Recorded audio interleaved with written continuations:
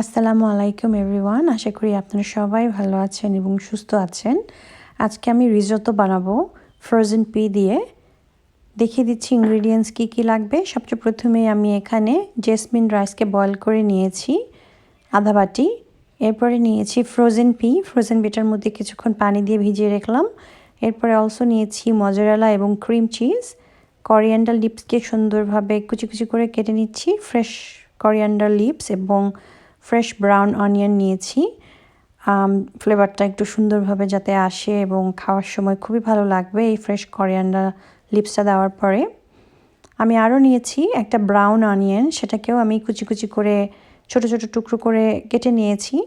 আপনারা brown onion use করতে না চাইলে আপনারা এখানে পেঁয়াজ পাতা, যেটা কিনা স্প্রিং অনিয়ন বলে, সেটাকেও আপনারা ইউজ করতে পারেন। অনিয়নটা কেটে ফেলার পরে আমি এখানে একটা ইউজ করেছি। এরপরে আমি নিয়েছি একটা ফ্রেশ সল্টেড বাটার। আমি এখানে নাটলেক্সটা ইউজ করেছি। আমি এখানে বেশি ইউজ করব না, সামান্য পরিমাণ 1 চামচের মতো ইউজ করব। আমি চুলার মধ্যে একটা ননস্টিক প্যান দিয়ে দিয়েছি এবং ননস্টিক প্যানটার মধ্যে বাটারটা দিয়ে আমি আস্তে আস্তে করে মেল্ট করে নিচ্ছি। এভাবে বাটারটা যখন মেল্ট হয়ে যাবে, আমি এই মেল্টিং বাটারটার মধ্যে কিছু রসুন কুচি কুচি করে কেটে রেখেছিলাম, কিছু বলতে 2 থেকে 3 কোয়া রসুন, আমি সেটাকে এই বাটারটার মধ্যে আস্তে করে দিয়ে দিব ভাজি করার জন্য। রসুনটা ভাজি হয়ে যাওয়ার পরে আমার কুচি করে কেটে রাখা অনিয়নগুলো আমি এই বাটার ফ্লেভারটার মধ্যে দিয়ে দিব এবং খুব ভালোভাবে নাড়াচাড়া করে দিব।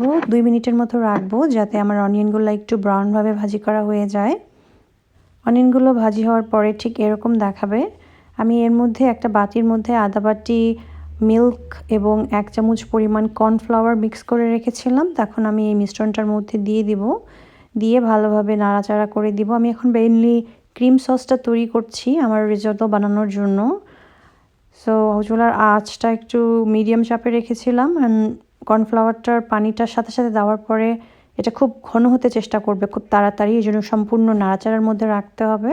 সাথে দিয়ে দিলাম আধা চামচ সল্ট টেস্ট হওয়ার জন্য। এটা আপনাদের টেস্টের উপরে ডিপেন্ড করে। আর বাটারের মধ্যে যেহেতু অলরেডি একটু সল্ট ছিল, তা আমার বেশি সল্ট অ্যাড করতে হবে না।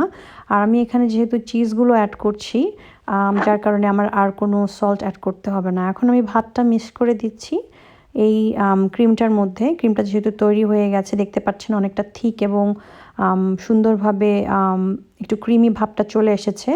এখন আমি জাস্ট রাইসটা এখানে কুক করব এবং অ্যাজ মাচ অ্যাজ পসিবল এই ক্রিম সসটার মধ্যে রাইসটা ভালোভাবে মিক্স করে দেব। রাইসটা কিছুক্ষণ মিক্স করে দেওয়ার পরে আমার নেক্সট স্টেপ হচ্ছে আমার যে রাখা ফ্রোজেন পিগুলো ছিল ওখান থেকে পানিগুলো ছাড়িয়ে নিয়ে আমি আস্তে আস্তে করে ফ্রোজেন পিগুলো এই মিক্সচারটার মধ্যে আস্তে করে ঢেলে দেব।